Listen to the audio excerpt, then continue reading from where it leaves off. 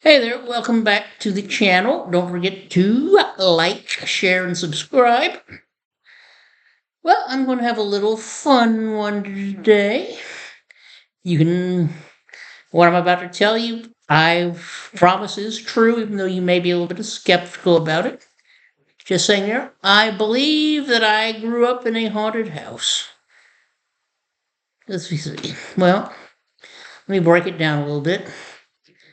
A few months before we moved into the house that I grew up in, the son-in-law of the couple we rented off of did himself in our basement.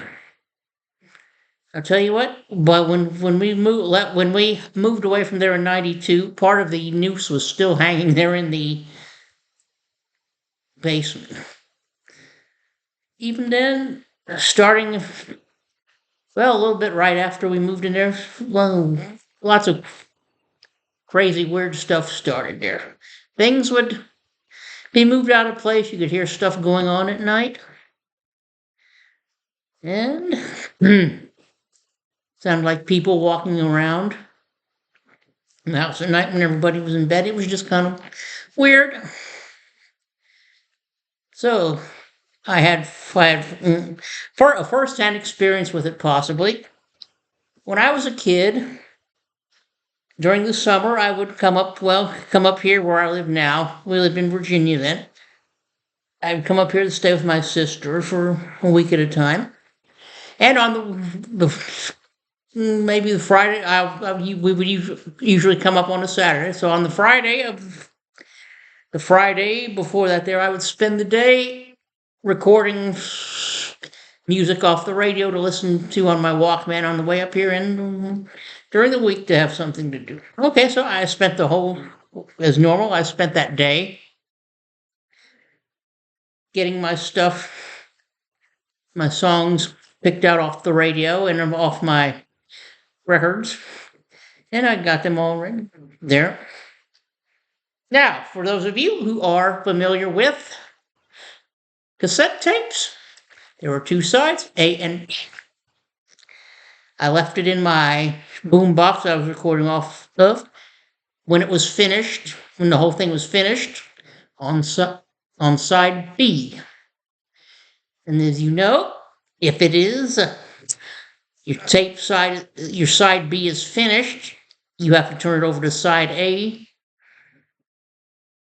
start over again. But if you're still on side B, if you want to hear what's on side B, you have to rewind it, which I did not until the next morning. I just wanted to check it out real quick because I'd forgotten to check it out the day before because I'm kind of busy.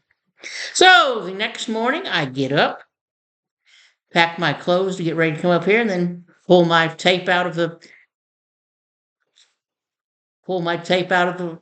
my boom box, flip it around to side A, rewind it. Everything's clear on there. Go to side B. There was completely different stuff than what I had recorded.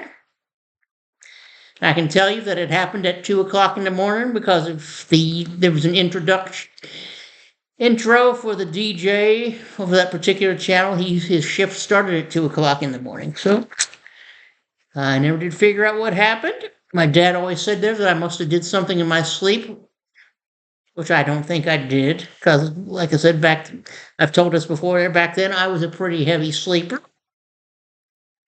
Perhaps my sister Lori did that to play a trick on me. I don't know, but I'm just telling you what happened, how strange it was.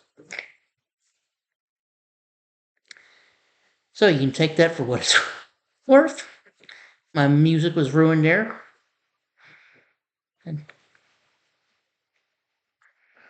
there was the intro, because like I said, it was an intro to the DJ coming on there and a news thing for about 5 or 10 minutes. Okay, so the next thing happened, let's see, maybe 2 years after that. This was during the fall, winter there, because my dad was hunting, and it was just me and mom at my house. So one night there, I don't know why Mom started screaming. And one night I went in to see what was wrong with her. She said if somebody was walking down her bedroom was right next to the stairs and went to the upstairs. She saw somebody walking down there. She swore it was a Confederate soldier, but I don't know like that. If there was a ghost there, I still think it was the ghost of the son-in-law of the couple we rented off of. And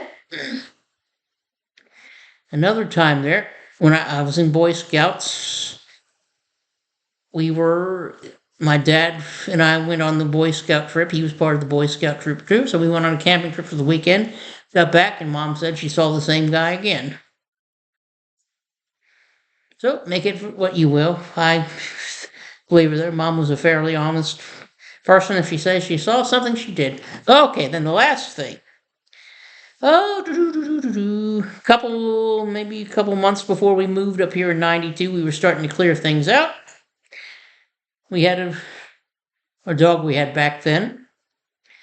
I was laying in bed in the middle of the night there. I couldn't sleep for some reason there. He was sitting in the hall.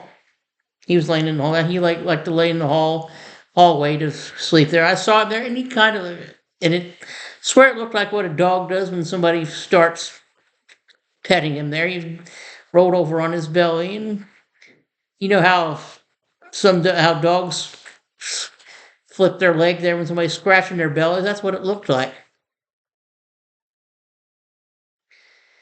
So, that was the last time I ever seen anything of somebody called him the swinging dude. I don't know. Do you believe in ghosts? Do you have any supernatural experiences you like to talk about? Leave them in the comments below. And that's my story. So, until we meet again, take care. Thank you for watching this video. You can contact me via email at billydelaudder@gmail.com or find me on Facebook and Threads. Also, consider checking out my Patreon for more content.